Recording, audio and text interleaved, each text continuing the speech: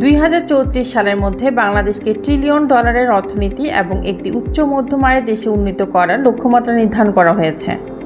আর এই লক্ষ্য বাস্তবায়নে বাংলাদেশের পাশে থাকা জোরালো আশ্বাস দিয়েছে এশীয় উন্নয়ন ব্যাংক বা এডিবি।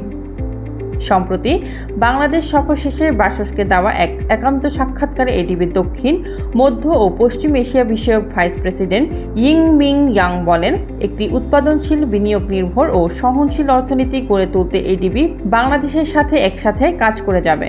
এডিবির মতে, শক্তিশালী প্রবাসী আয় এবং গতিশীল বেসরকারি খাতের কারণে বাংলাদেশ বেশ ইতিবাচক স্থিতিস্থাপকতা দেখিয়েছে।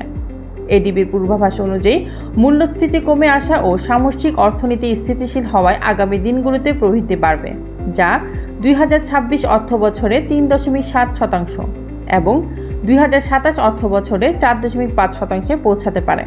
তবে এই গতি ধরে রাখতে কাঠামোগত সংস্কার জরুরি। ব্যাংকিং খাতে সুশাসন, খেলাপি ঋণ নিয়ন্ত্রণ, কর প্রশাসন শক্তিশালীকরণ এবং বাজারভিত্তিক বিনিময় হার ব্যবস্থার পাশাপাশি নির্ভরযোগ্য জ্বালানি ও দক্ষ জনশক্তি গড়ে তোলার উপর জোর দিয়েছে এডিবি। দক্ষিণ ও দক্ষিণ পূর্ব এশিয়ার সংযোগস্থলে থাকায় বাংলাদেশে রয়েছে বিশাল কৌশলগত সুবিধা। এছাড়া এডিবির নতুন $20 billion Asia Pacific digital highway উদ্যোগের মাধ্যমে বাংলাদেশের ডিজিটাল সংযোগ, ব্রডব্যান্ড প্রসার এবং এআই ভিত্তিক দক্ষতা অর্জনের নতুন সুযোগ তৈরি হবে। অভ্যন্তরীণ সংস্কার এবং আঞ্চলিক সহযোগিতার সমন্বয় ঘটাতে পারলে বাংলাদেশের এই সহনশীল অর্থনীতি সত্যি রূপান্তরের দিকে এগিয়ে যাবে, যা সাধারণ মানুষের জন্য তৈরি করবে কর্মসংস্থান ও উন্নত জীবনমান।